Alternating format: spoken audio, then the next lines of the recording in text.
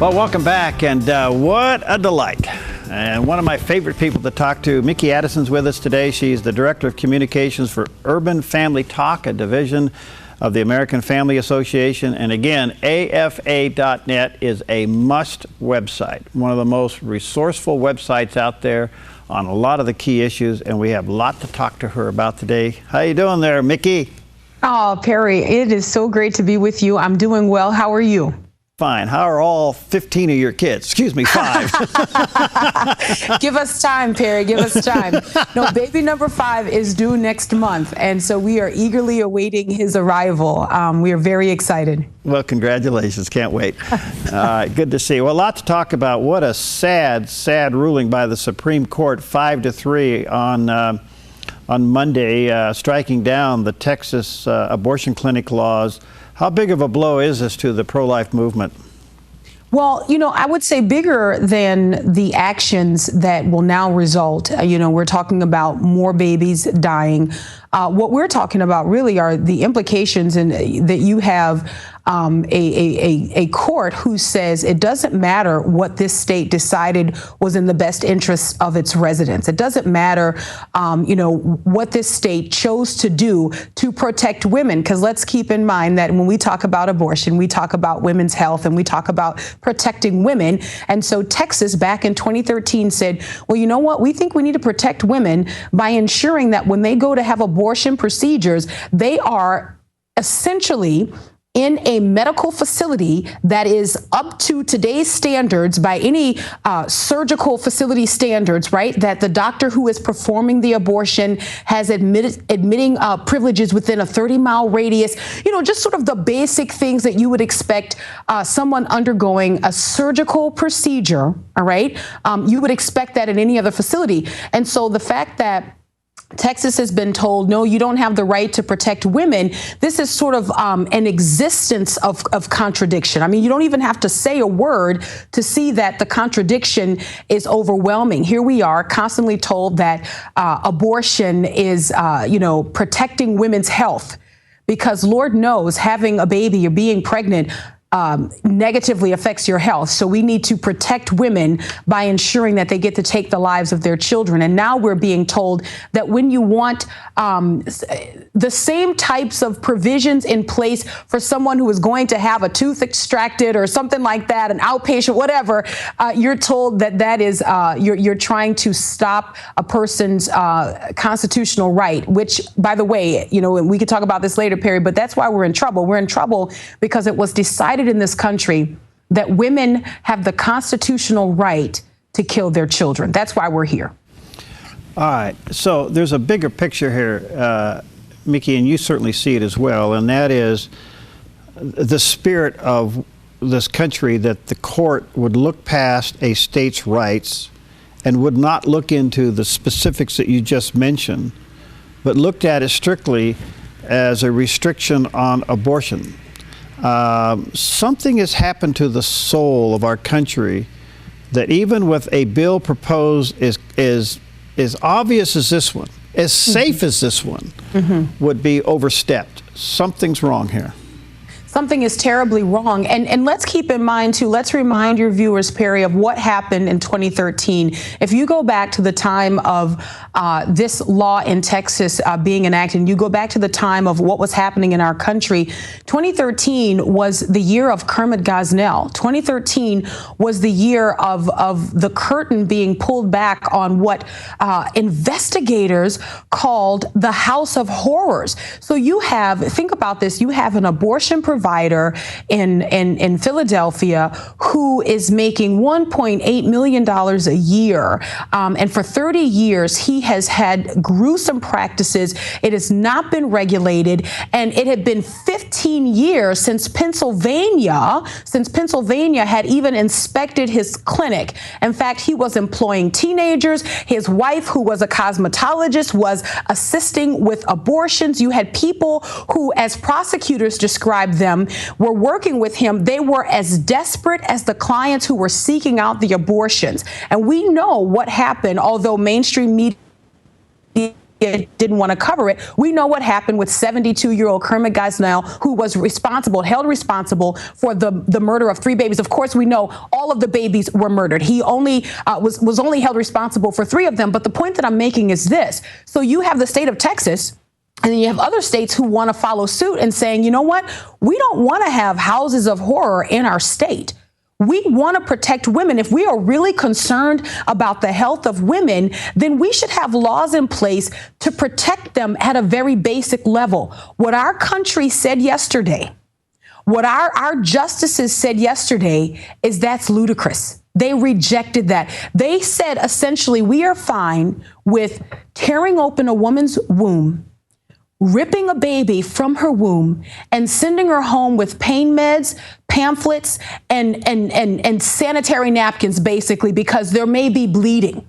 And that is what we have said in this country. And when you think about that, there is no way for us to ignore the outcome of that. We've had many opportunities, Perry, as you and I have discussed on this show at length. We have had many opportunities to get it right in this country, and we continue to reject the stirring of the Lord in this country. We look at the Center for Medical Progress and the expose that was done on Planned Parenthood, but still we couldn't defund Planned Parenthood. It's like we have been given opportunity after opportunity to get it right in this country. And I would say, as the Lord said to Cain, that the blood of your brother cries out from the ground, the same is said for the millions of babies that have died as a result of wicked men in positions of power and usurping authority over the people. Beautifully said, Meeke, and in the shadow of all of those incredible videos exposing Planned Parenthood, we had these so-called conservative, pro-life people in Congress unwaveringly vote for the omnibus bill that went ahead and funded Planned Parenthood. They have to be complicit to the crime. I would say yes. And I would say they are a reflection of the sort of doublespeak that exists at a very basic level. We tell you what you want to hear, then we do what we want. We do what we think is expedient. Listen, it is incumbent upon every person who lives in this republic, right, who understands what it is to live in a constitutional republic where there are boundaries and there are guidelines set in place. It's incumbent upon every citizen to understand what it means to navigate this luxury and this blessing that we call America, because what we have done, because we have been so ignorant, we have not understood the way we're to function in this republic. We have people who say what sounds good, what sounds pleasing to the ear, right, when they're home in our areas, and then they get to our nation's capital and they're doing all kinds of things behind our backs. We have got to be prayerful as a nation. Those who fear God and understand the times, we have got to be prayerful. And I want to say this because people will say, well, what can we do? We have elected Republicans and we've elected people who profess to be conservatives. I would say this, the first thing that you have to remember and the first thing that you have to realize is that our salvation is not in a political party. Our salvation is not in a conservative or a liberal. Our salvation is found in the Lord Jesus Christ and his revealed word. And I would say this, I would say the church, capital C, needs to wake up, and the church needs to look introspectively at herself. My question is this: before we pick up picket signs and before we march outside of abortion clinics, have we in our own congregations created a culture of disdain for children?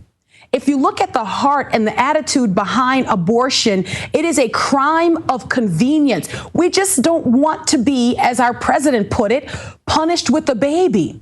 And I would say the first line of defense is that the church, we who are tasked with being salt and light, return to a biblical understanding of the value of children and how the Lord has given us children as a blessing. I think we would see, yes, we want to have regulations in place to protect the health of women, but the very first thing we want to do is make sure that women are not seeking out these clinics. Very well said. Beautifully. Let me take a quick break. We'll be right back. And by the way, AFA.net, the American Family Association.net. And I want to get an update on the Target picket that's going on. I shouldn't say picket, but the petition that's going on there as well. We'll be right back with Mickey in just a moment. I'm Paulina Leiser, producer of Focus Today. Thank you for watching this video, and make sure to check our other videos at theDove.us.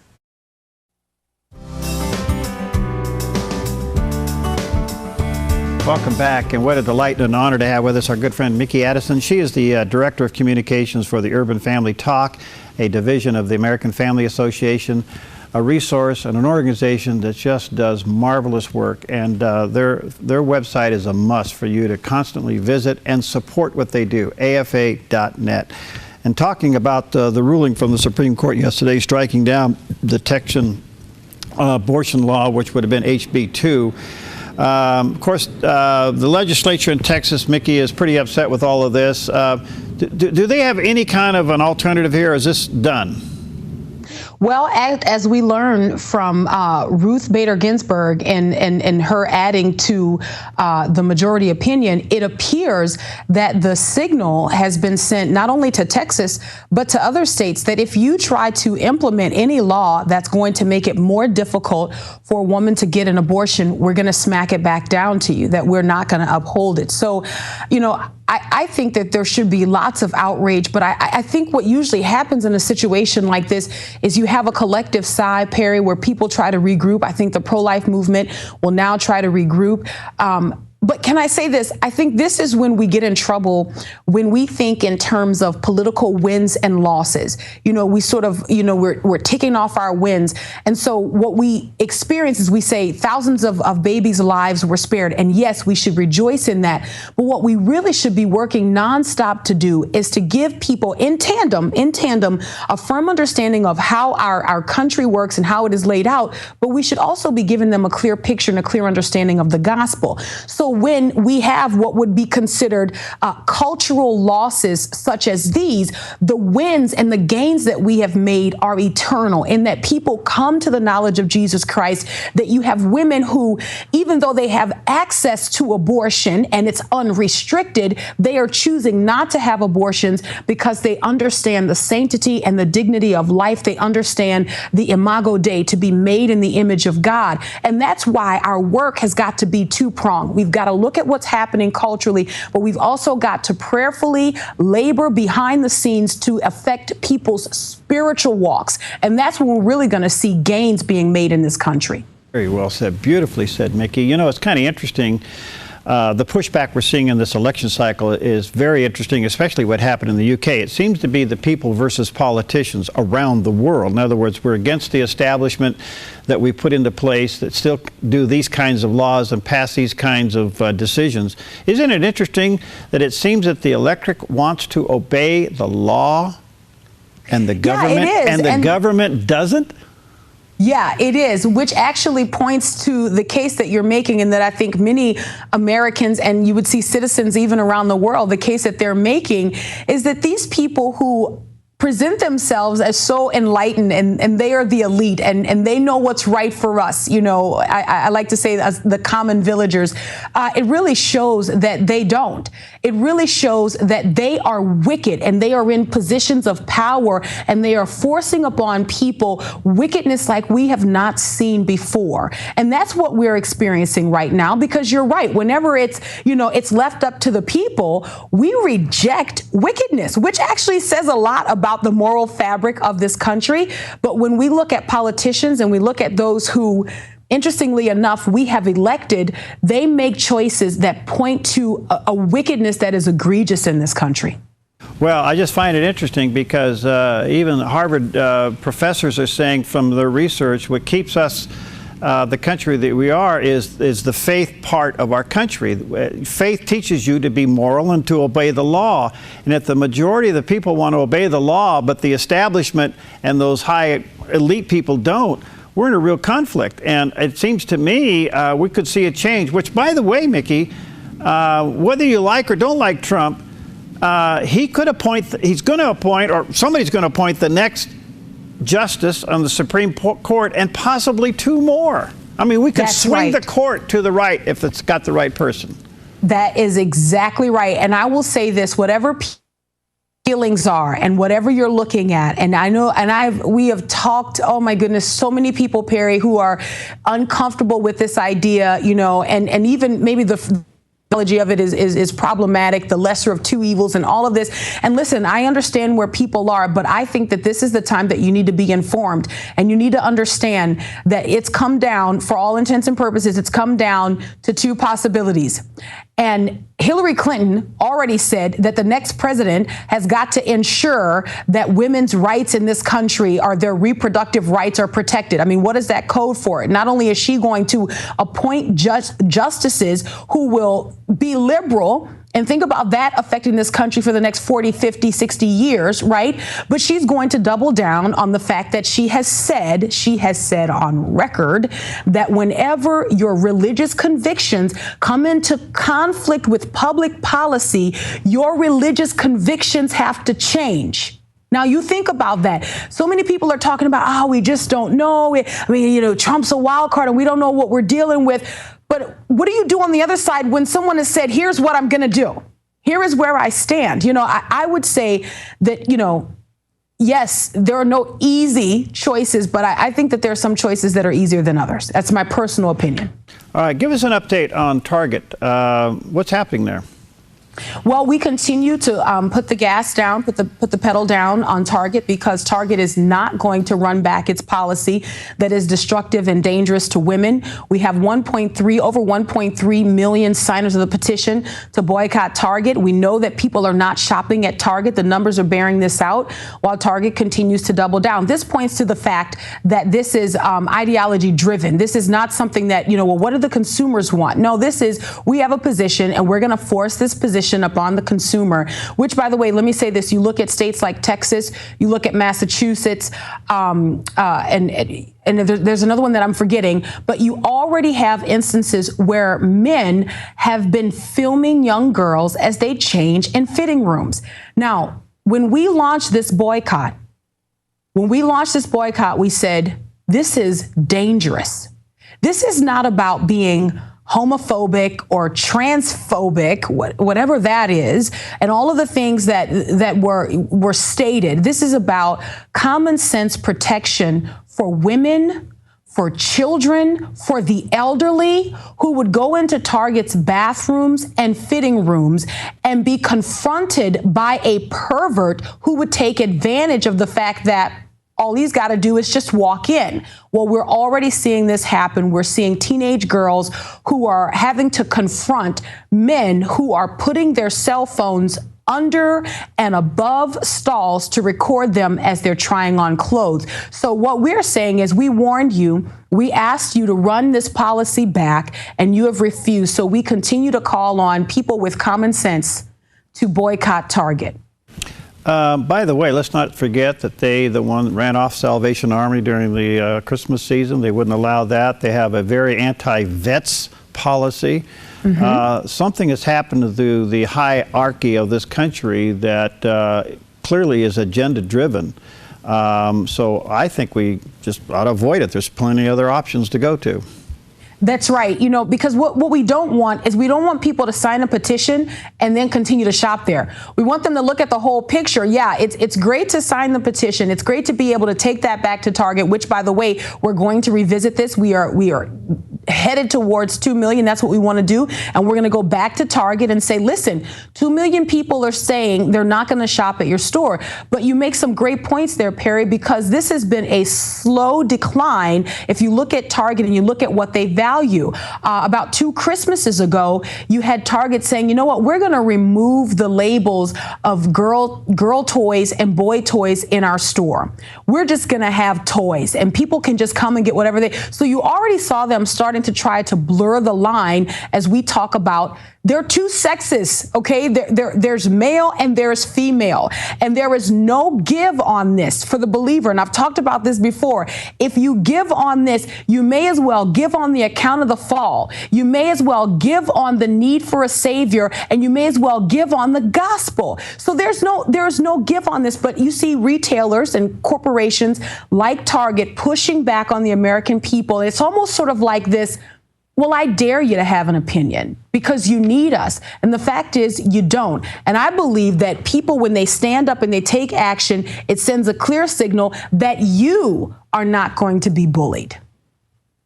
Well, it continues to go on. And by the way, folks, if you haven't signed the petition, you can. You can go to afa.net. It only takes a couple of seconds. I've done it. Other members of our staff and family have done it. And let me encourage you to do that. And let me just say very easily, there are plenty of other options for you to go to in the town that has a Target. Believe me, there's other places for you to do your shopping. I was upset when they didn't allow Salvation Army. Now they have a policy where they don't want to recognize Veterans Day or vets or anything that has to do with that. So there's something going on with this company that's not wholesome, certainly isn't American, and just take your dollars and go elsewhere.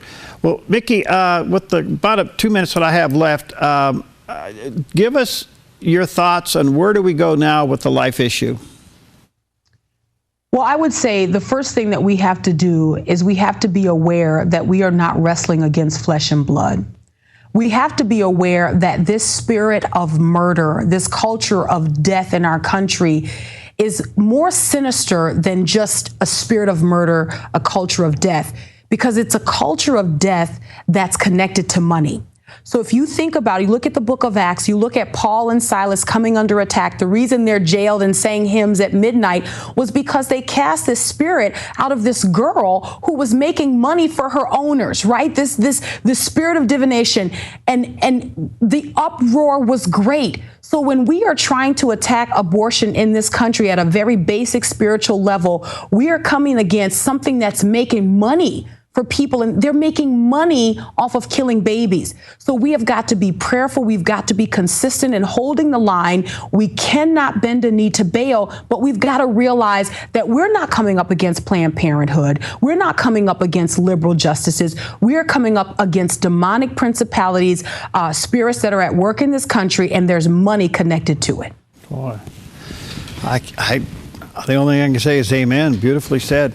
Well, listen, folks, again, go to afa.net. There's so many resources there. Not only can they sign the petition there, but a lot. You have a lot there for people to get on a daily basis, right? That's absolutely right. We invite you to go to afa.net. One of the things that we've rolled out in the last couple of years that we're really excited about is the Stand, sort of a clearinghouse for you to be able to get information and a daily look at what's happening in the culture. We are not alone. There are more of us who are a part of this remnant who have refused to bend a knee to Baal, and we want you to be a part of it when you go to afa.net. Thank you, Meeke. We love you. We love you too. Thank you, Perry. Okay, and when's number 5 due? Number 5 is due next month. He is a boy, and of course he'll take his time because you get down to the end and you're ready. So can't wait to see the picture. God bless you. Thank you, Perry. Okay, we'll see you next time on Focus Today.